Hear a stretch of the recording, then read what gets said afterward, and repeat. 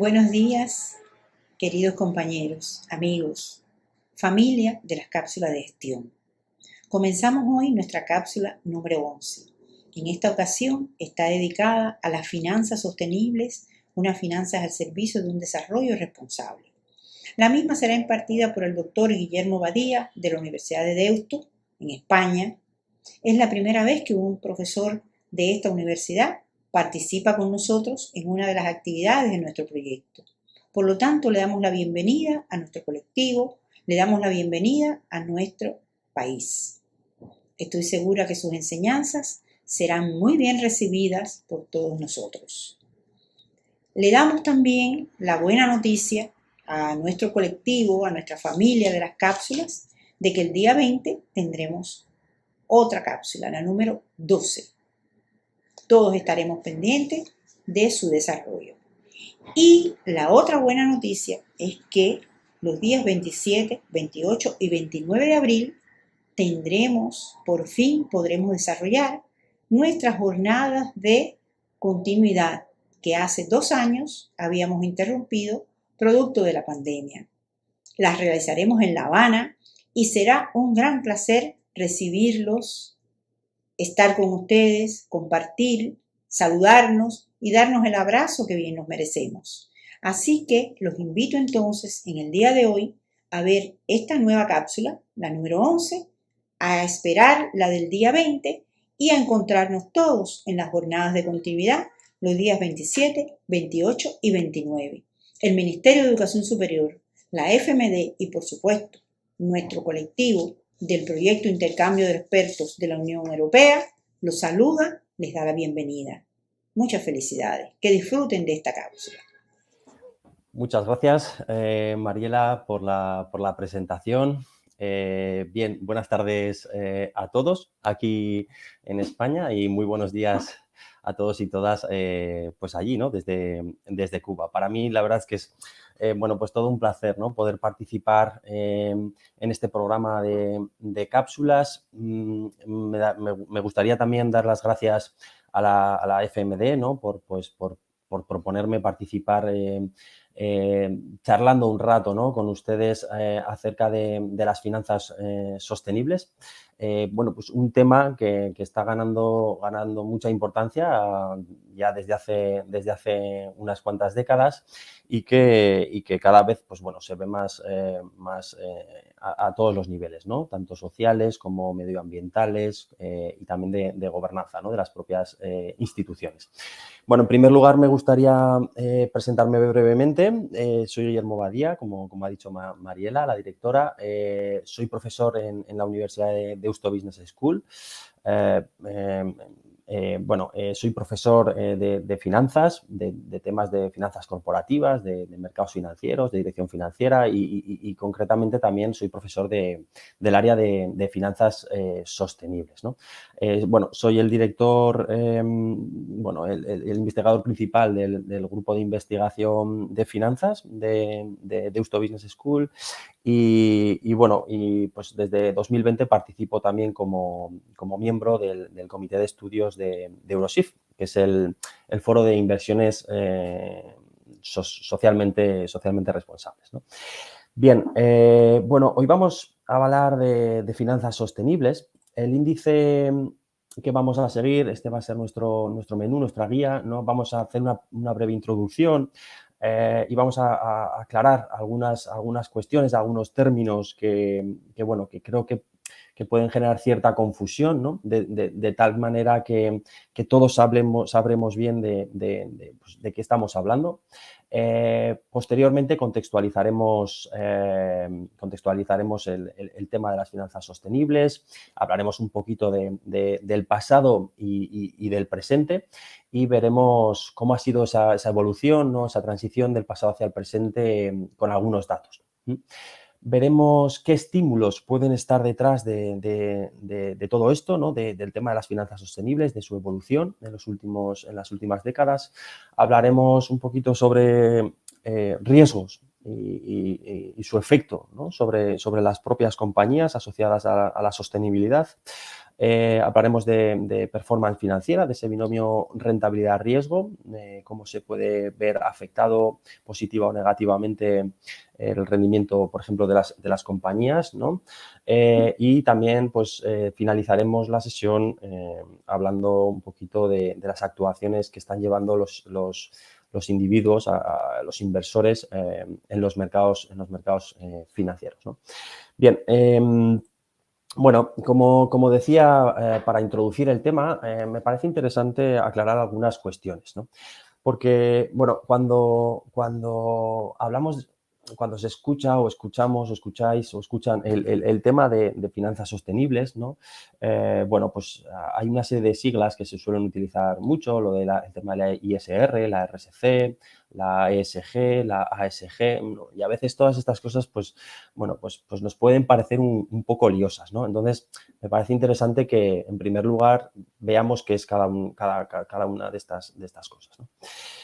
Bien, en cuanto a la inversión socialmente responsable, por ejemplo, estos autores la definen como un proceso de inversión que considera no solo aquellos aspectos financieros o de rentabilidad y riesgo, sino que integran consideraciones sociales, medioambientales y éticas en la toma de decisiones de inversión.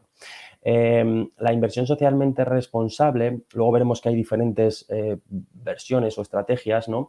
Pero nace un poco con la idea de incorporar o de aplicar más bien un conjunto de filtros, determinados filtros a la selección de compañías, ¿no? Esos filtros tratan de incluir o de excluir, pues, a activos en función de criterios ecológicos, de criterios sociales, de buen gobierno de las propias compañías, ¿no? Veremos también que la evolución de este término, pues ha ido la propia evolución ha hecho que se vaya redefiniendo el término de la ISR y en concreto ahora, por ejemplo, Eurosif, que, como decía al principio, es el Foro Europeo sobre Finanzas Sostenibles, la define, incorpora estos factores, ¿no? de los que hablábamos, factores ambientales, sociales, de buen gobierno, ¿no? Pero fíjense que pone el foco sobre aquellas inversiones que contemplan como objetivo el largo plazo, ¿no?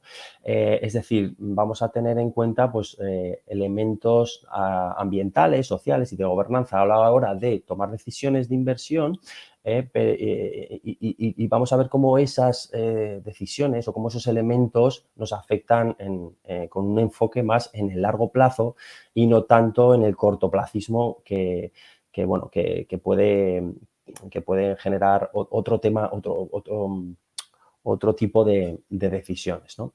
Lo que se busca con la ISR es, combinando, pues, ese análisis fundamental y la evaluación de los factores ASG, pues es mejorar el rendimiento en el largo plazo, tanto para los propios inversores y propietarios de las compañías, como para la sociedad en su conjunto, ¿no? Es decir, cómo las propias prácticas de las compañías pueden beneficiar al conjunto de la sociedad. En cuanto a los elementos ASG, que también igual los han escuchado como ESG por sus términos en inglés, ¿no? ESG, bueno, pues esto son las consideraciones de tipo ambiental, social y de gobernanza, ¿no? Las consideraciones sociales, ¿no?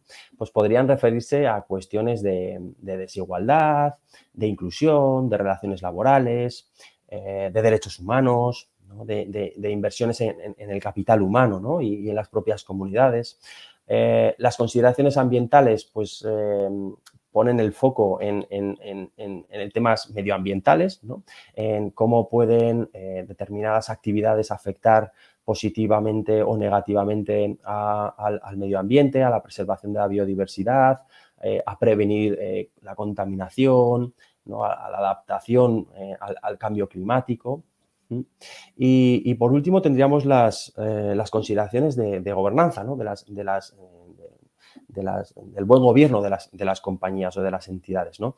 Que, bueno, pues incluyen desde las estructuras de gestión, es decir, de cómo están gestionadas las compañías, a cómo se relacionan las empresas con sus propios empleados, cómo son las remuneraciones de los ejecutivos, si, por ejemplo, hay mucha diferencia entre lo que cobran o lo que ingresan aquellos ejecutivos que más ingresan y aquellos pues empleados que menos, ¿no? Entonces, las inversiones socialmente responsables atienden a este tipo de criterios a la hora de tomar decisiones, ¿no? Es decir, los inversores que aplican esos filtros que comentábamos previamente atienden a este tipo de consideraciones, ¿no? A la hora de decidir pues, dónde colocan sus recursos, ¿no?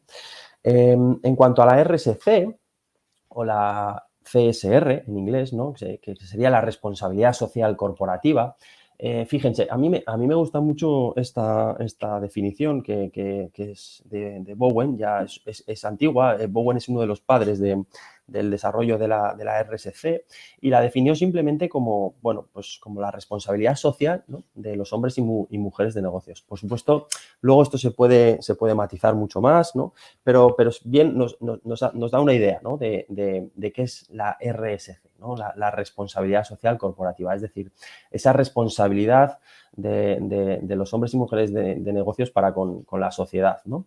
Incluyendo, pues, por supuesto, también el medio ambiente, ¿no?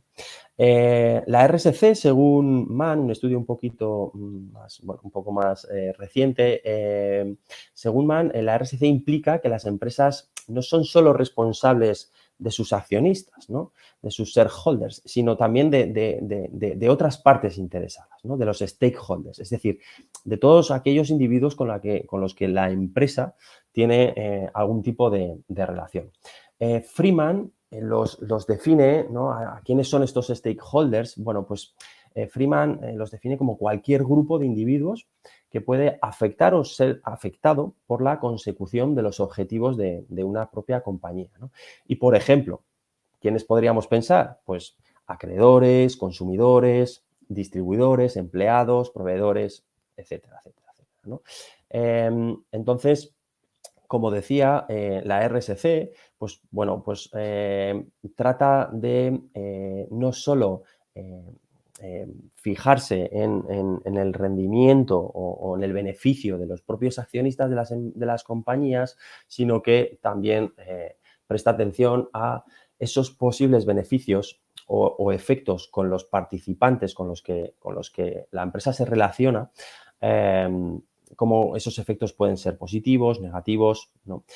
Fíjense que tiene bastante lógica, ¿no? Si las compañías al final cuidan de sus empleados y prestan atención pues, a lo que contaminan y tienen una buena relación con sus clientes y con sus proveedores, pues es bastante razonable pensar que pues esas empresas van a lograr unos beneficios en el medio y largo plazo más estables, ¿no? Porque con todos esos individuos con los que se relaciona la compañía, pues están más contentos, ¿no? Y están contentos de seguir comprando sus productos, de seguir trabajando para su empresa y demás. Posteriormente veremos algunas, cómo implica o algunas de las implicaciones de la RSC, ¿no? sobre el propio objetivo de las compañías. Bien, en este punto, una cosa que nos tendría que quedar clara ya es que, pues fíjense, la ISR, la inversión socialmente responsable, y la RSC no son exactamente lo mismo. Es decir, tienen un objetivo final compartido, pero la ISR es desde la perspectiva de lo que pueden hacer los inversores, ¿vale? Y los gestores, y la RSC es desde la perspectiva de lo que pueden hacer los gestores de las compañías, ¿vale?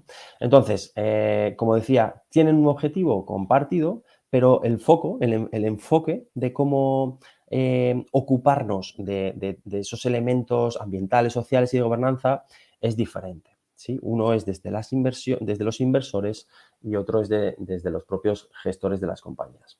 Bien, Aclarados un poco estos conceptos que creo que es importante y que pueden generar cierta confusión, vamos a contextualizar un poco el tema, ¿no? Bien, fíjense, yo me suelo preguntar pues este tipo de cosas, ¿no? ¿Qué hay acerca de los orígenes, ¿no? De dónde están esas raíces, de dónde viene todo este tema de la inversión socialmente responsable, de la responsabilidad social corporativa, de los elementos ASG, de las finanzas sostenibles, qué hay ahora, ¿no? ¿Qué tenemos en la actualidad?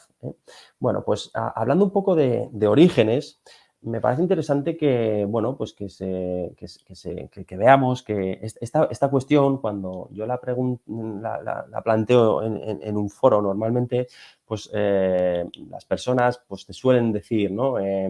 Pues no lo sé, igual en la crisis financiera del 2008 o a principios del siglo XXI o a mitad del siglo XX. Bueno, pues fíjense,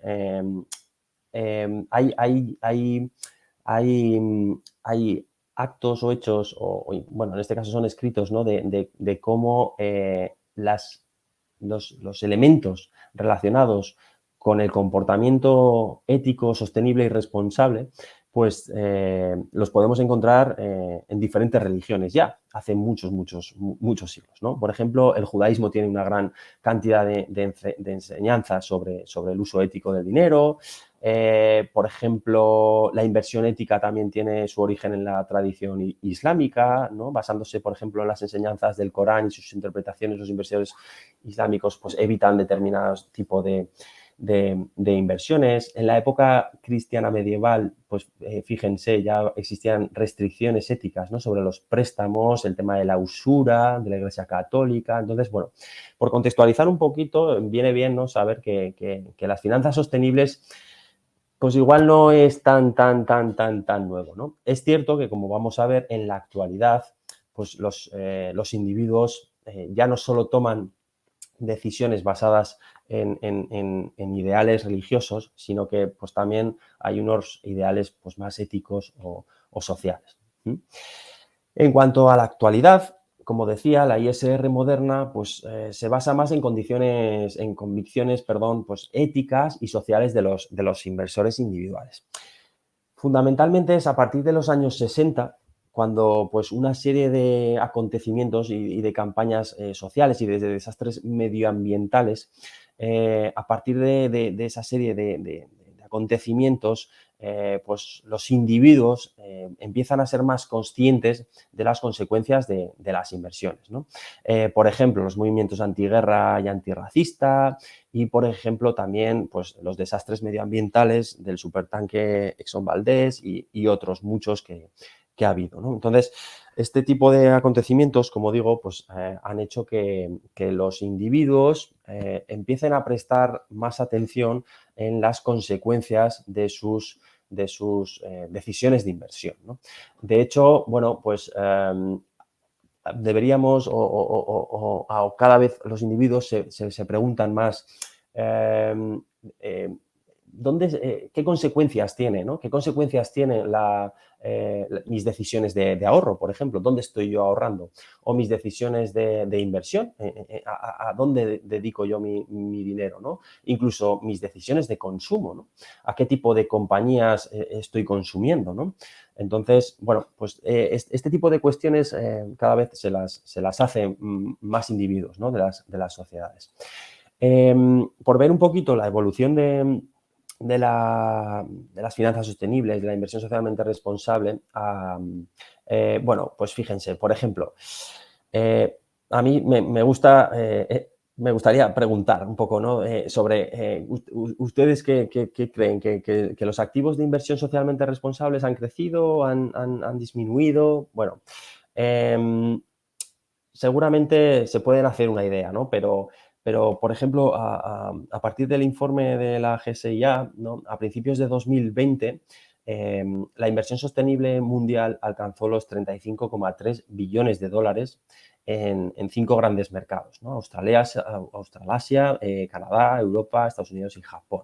Lo que supuso o supone un aumento del 15% en los 2 últimos años.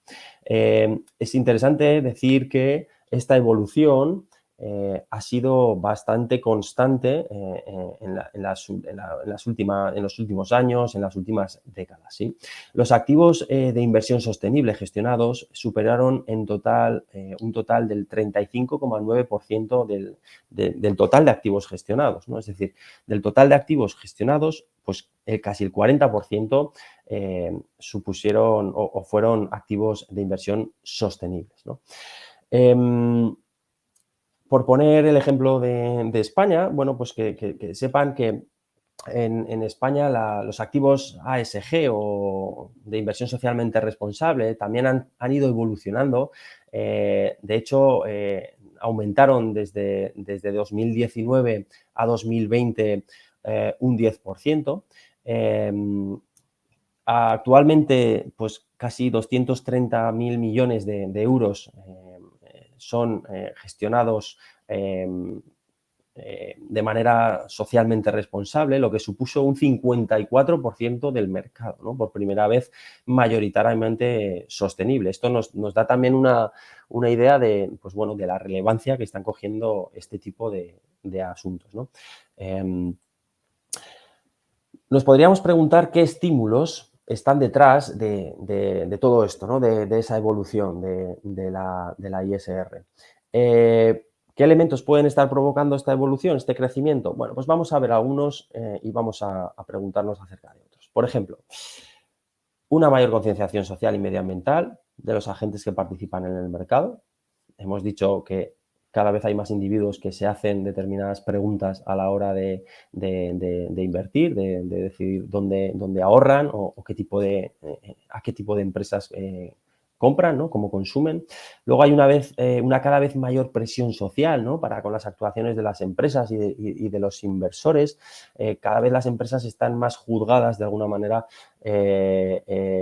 pues a ver cómo lo están haciendo, ¿no? Cómo están manejando este tipo de factores, los ASG, ¿no?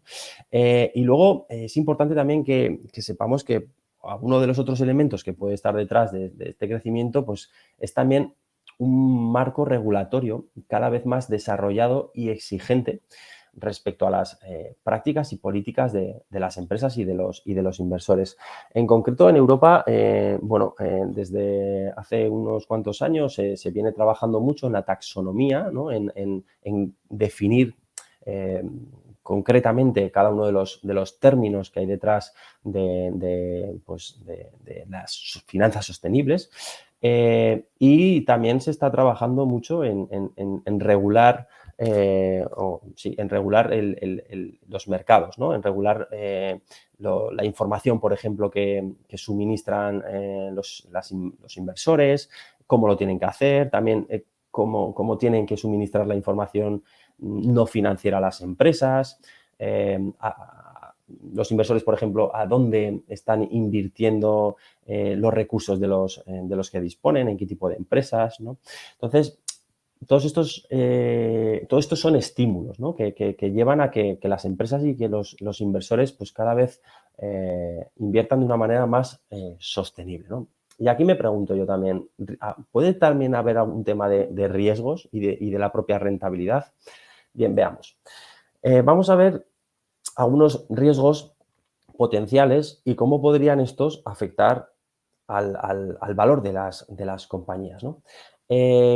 Por ejemplo, algunos riesgos potenciales. Las emisiones globales de gases de efecto invernadero son generadas por actividades como la fabricación de cemento, acero y plástico, la producción de electricidad, los desplazamientos, por supuesto, avión, camiones, barcos de carga, también por el mantenimiento pues del calor y del frío, ¿no? Mediante la calefacción, las refrigeraciones.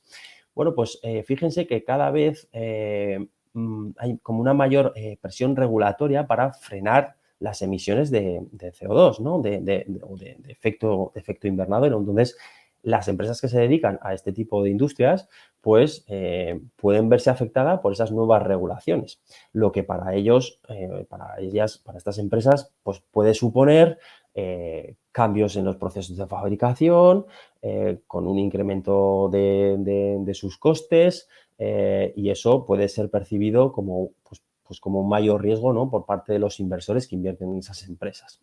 Podemos ver otros riesgos, ¿no? Por ejemplo, la conducción de automóviles, camiones, motocicletas, autobuses, etcétera, es responsable, fíjense, de casi el 12% de las emisiones mundiales de gases de efecto invernadero, ¿no?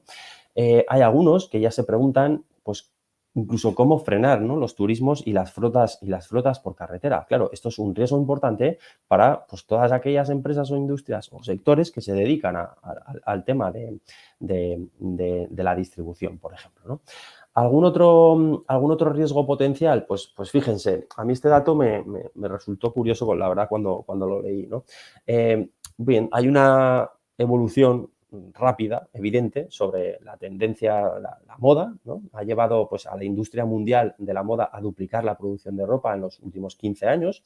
Y fíjense, una sola camiseta utilizada, perdón, una sola camiseta utiliza una cantidad de agua, de algodón, que requiere 2.700 litros de agua para su producción, lo que equivale a las necesidades de agua de un individuo durante un periodo de 2,5 años. Claro, estamos viendo que cada vez hay más impactos medioambientales, puede haber incluso problemas de abastecimiento de agua en algunos lugares geográficos. Pues bueno, esto puede suponer, con ese uso tan intensivo que se hace del agua, por ejemplo, en esta industria, pues puede suponer un riesgo potencial, ¿no?, también para las empresas del sector. Entonces, bien, ¿cómo puede influir? Vamos a ver de una manera sencillita cómo puede influir esos mayores riesgos, ¿eh?, en la valoración de las compañías.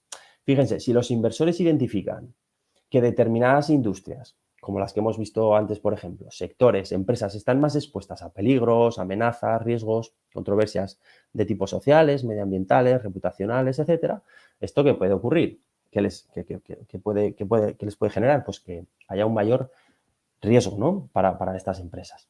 Bien, si atendemos a la fórmula básica del valor de un activo, que ya es un clásico de Williams, del 38, fíjense, tendríamos la V, sería el valor del activo, y eso es una corriente de flujos de caja, los dividendos, ¿no?, descontados. Bien, entonces, como he puesto aquí con el circulito del dividendo, ¿vale?, esos son los dividendos, y en el denominador tendríamos el coste de los fondos.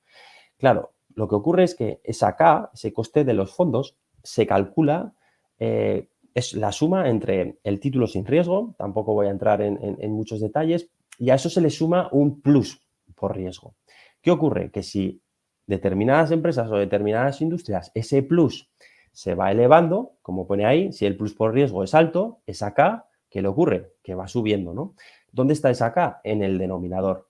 Entonces, si entre numerador y denominador el denominador sube, lo que va a ocurrir es que al final el valor del activo va a ser menor, ¿no?, como os he puesto ahí representado con esas flechitas. Entonces, esta formulita es muy, muy sencilla, pero nos permite ver de una manera sencilla, como digo, el efecto de esos riesgos, de cómo pueden afectar esos riesgos potenciales al valor de las compañías, ¿no?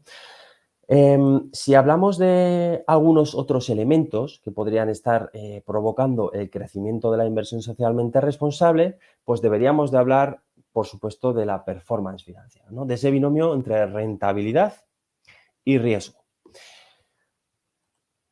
Bien, yo aquí he traído unas muestras, no vamos a entrar en detalle, pero algunas muestras de estudios que han evaluado el rendimiento financiero, por ejemplo, la performance financiera, que es ese binomio entre rentabilidad y riesgo, pues por ejemplo, de fondos de inversión, ¿no? Fondos de inversión lo que hacen es comparar el rendimiento, la performance financiera de fondos de inversión socialmente responsables con fondos de inversión convencionales, ¿de acuerdo? Y, por ejemplo, pues ese pool de estudios que he identificado ahí arriba, a la derecha, pues observan que no hay diferencias significativas entre el rendimiento de los fondos de inversión socialmente responsables y aquellos fondos que son convencionales. Los fondos ISR, los fondos de inversión socialmente responsable, invierten en empresas socialmente responsables, en aquellas empresas que tienen en cuenta aspectos RSC, de responsabilidad social corporativa. ¿De acuerdo? Bien, luego podemos ver estudios de índices. Índices que están compuestos, pues, por un lado, de empresas convencionales y, por otro, índices compuestos por empresas sostenibles, inversiones socialmente responsables. Y, por ejemplo, este pool de estudios encuentran que la mayoría bueno, pues estos estudios no encuentran diferencias significativas entre los resultados financieros de los índices sociales y sostenibles y los convencionales. ¿De acuerdo? Por ejemplo, estudios que analizan bonos, tanto corporativos como soberanos. Pues estos estudios vuelven a encontrar que invertir aplicando esos filtros que aplica la ISR no daña o no se sacrifican los rendimientos financieros del inversor.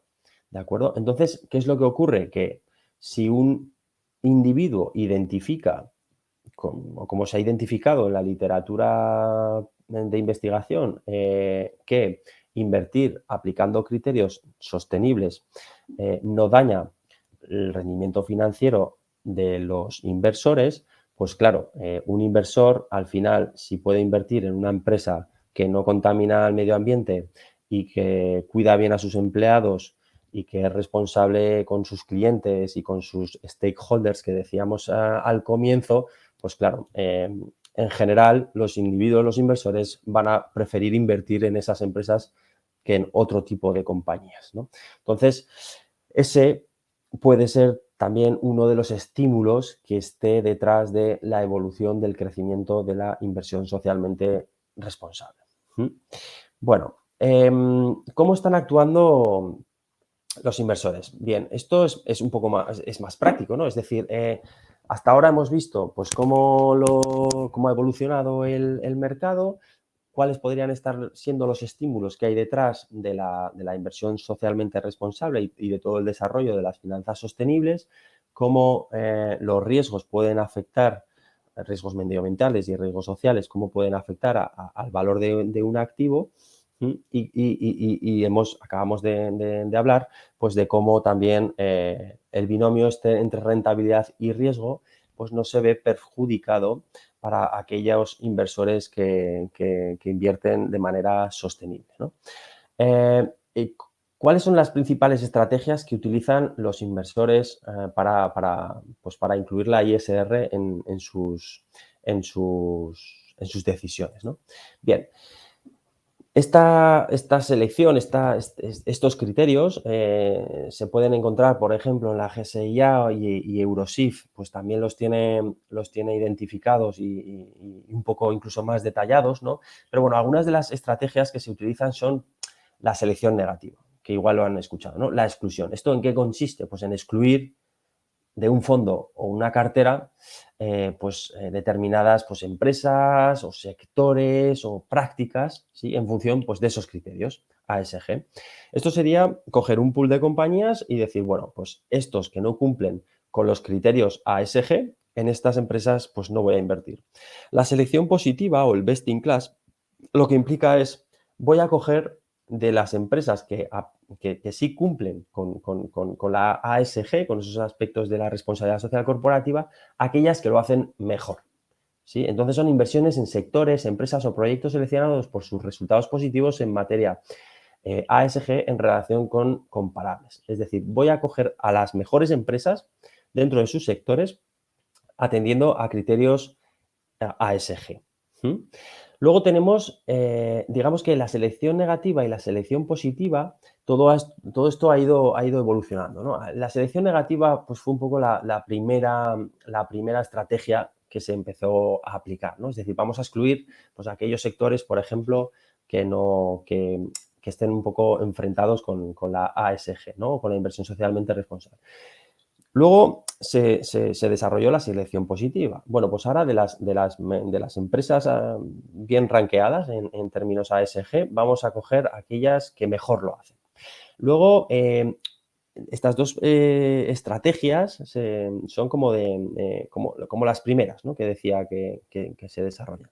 Luego vino la integración ASG, que consiste en la inclusión sistemática y explícita por parte de los gestores de inversiones de factores medioambientales, sociales y de gobernanza en el análisis financiero. Es decir, estos inversores lo que hacen es, tienen en cuenta aspectos medioambientales, sociales y de gobernanza y los unen a el análisis financiero para llegar a la decisión sobre en qué empresas invertir. Tendríamos, por ejemplo, la selección basada en normas.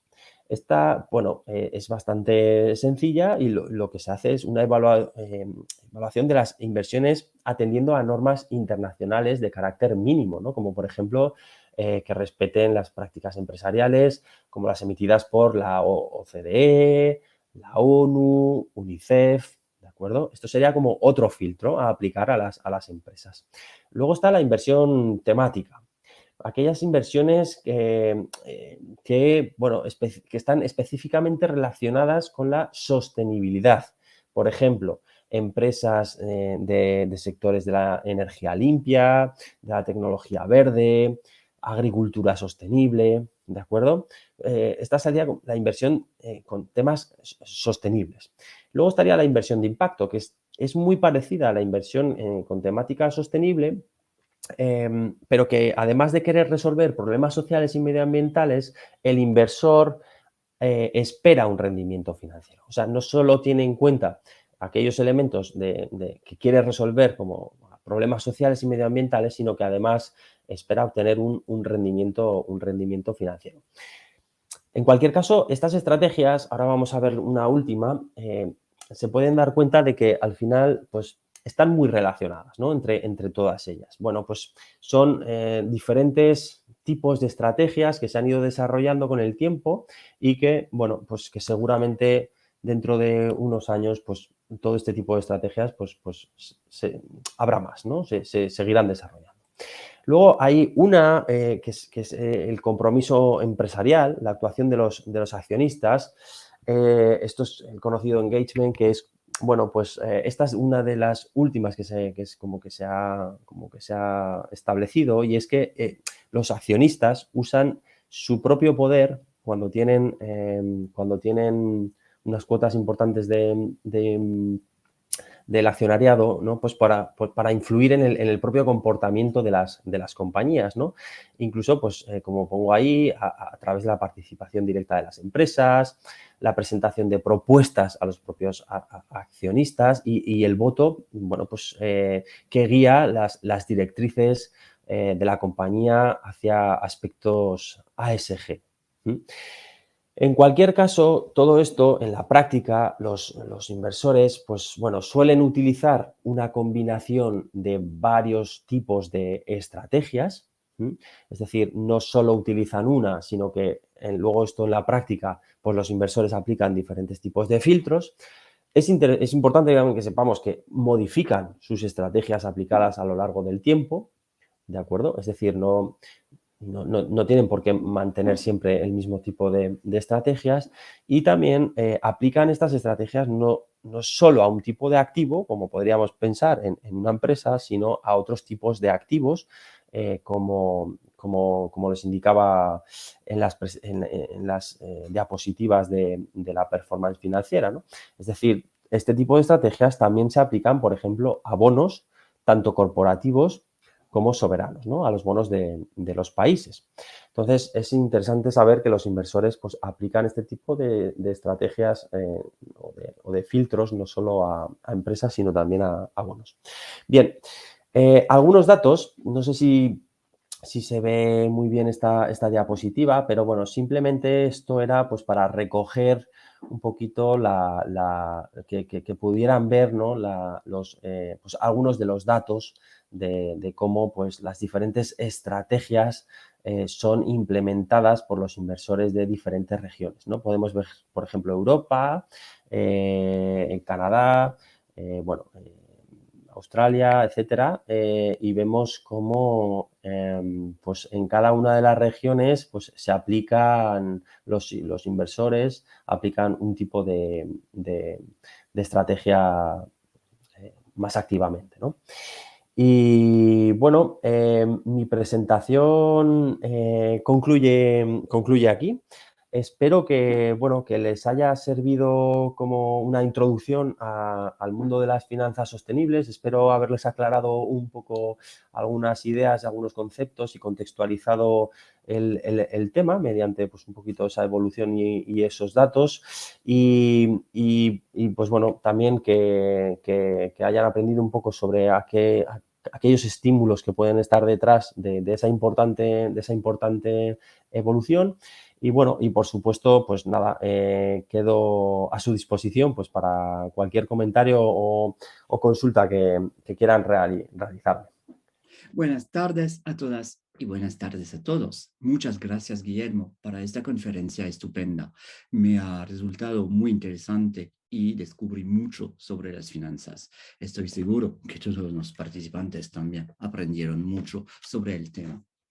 Lo más importante es que creo que esta sesión cambió nuestra percepción tradicional de las finanzas. Nos permitió comprender mejor cómo podemos combinar los aspectos relacionados con la rentabilidad financiera, digamos, los aspectos clásicos, y, por otro lado, la sostenibilidad de las actividades desde el punto de vista social y medioambiental. Me gustaría destacar que estos temas son de gran actualidad en Europa y en el mundo y de que se trata de un ámbito de investigación muy innovador. Y este es precisamente el objetivo de nuestras cápsulas de gestión, es decir, presentar y compartir con nuestros colegas cubanos las innovaciones y las discusiones más actuales en el campo de la gestión y de la administración de empresas. Pues, una vez más, gracias a tú, Guillermo, y esperamos que quizás podrás participar en más eventos y visitarnos en Cuba, a lo mejor, para dar clases y compartir más de tu experticia. También es un placer informarles de nuestra próxima cápsula, que tendrá lugar el día 20 de abril y con la cual culminará nuestro ciclo. En esta cápsula se tratará del diseño y de los elementos a considerar para construir una organización resiliente. Estudiaremos cuáles son las características de las organizaciones resilientes, veremos cómo asegurarse de que están mejor diseñadas y equipadas para soportar posibles eventualidades que las pueden poner en riesgo. En los últimos años hemos visto que pueden ocurrir cosas que antes pensábamos totalmente impensable. Por ejemplo, hace 2 años la pandemia del COVID cambió totalmente nuestras vidas de la noche a la mañana. Y en Europa, ahora mismo, la guerra de Rusia contra Ucrania demuestra que de un día para otro, paz, nuestra vida, nuestra actividad, nuestros valores y la economía también mundial pueden verse afectados y destruidos. Nos muestra lo importante que es que nuestras empresas, nuestras universidades, nuestras estructuras estén bien preparadas por si ocurre lo peor. Esta cápsula la presentará el doctor Santiago García de Kedge Business School en Marseille y Bordeaux, Francia. Santiago es el vicepresidente de Desarrollo y Operaciones Internacionales de esta institución, una de las escuelas de negocio más grandes de Francia. Además, Santiago conoce perfectamente la América Latina y es profesor distinguido de la Universidad de La Sabana en Colombia. Estoy seguro de que su conferencia será muy interesante y formativa para todos nosotros. Espero entonces verlos para esta última cápsula de nuestro ciclo el día 20 de abril. Una vez más, gracias por su participación y hasta luego. Hola a todo el mundo, buenas tardes, buenos días. Soy el profesor Santiago García y actualmente soy vicepresidente para Kedge Business School, la escuela más grande de negocios de toda Francia. Es un placer poder introducirlos a la cápsula de la cual vamos a hablar hoy, que es el diseño y la operación de organizaciones resilientes. Estos son conceptos que son muy importantes porque vemos que en momentos de crisis, en momentos de accidentes, el saber diseñar organizaciones que puedan sobrevivir a estos eventos significa realmente que podamos prevalecer a través del tiempo y ser exitosos en los negocios que estamos emprendiendo, o bien que hagamos nuestras organizaciones unas organizaciones que son más sólidas y pueden afrontar el futuro con más garantías. Debido a ello, consideramos que este es uno de los aspectos fundamentales a tratar en las cápsulas de gestión, y esperamos que esto sea de gran utilidad para ustedes. Como vamos a hablar en los siguientes 45 minutos, vamos a tratar de temas como qué es un accidente, qué es una crisis, cuáles son las características de ambos y por qué la resiliencia es un factor importante. No solamente de eso, vamos a hablar de cómo estudiar el presente, mirar al futuro, gestionar las crisis y también cómo aplicar los aprendizajes y generar oportunidades de esos aprendizajes y de esas crisis. Vamos a hablar también de 4 de las dimensiones más importantes: la optimización del rendimiento, la innovación adaptativa, el control preventivo y la acción consciente como pilares que realmente van a guiar nuestra acción.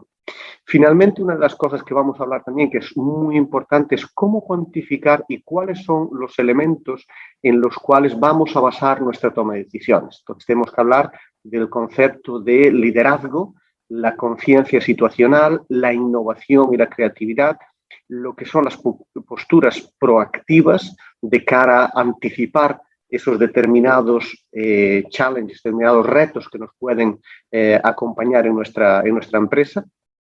Asimismo, cómo planear test de estrés, la planeación estratégica, la unidad de propósito, la importancia, sobre todo, de romper silos, uso de los conocimientos adquiridos en gestión de previas crisis y cuáles son y cómo debemos organizar nuestros recursos internos y las alianzas internas que debemos tejer. Además de eso, vamos a hablar luego cómo se toman las decisiones y la importancia del compromiso personal. Esos son básicamente, en esencia, los grandes temas en los que vamos a hablar en este breve periodo de 45 minutos y esperamos que les sean de su mayor utilidad. Muchísimas gracias y nos vemos ya a continuación en esta cápsula de gestión que hablará del diseño y operaciones de organizaciones resilientes. Muchísimas gracias y hasta dentro de un momentito.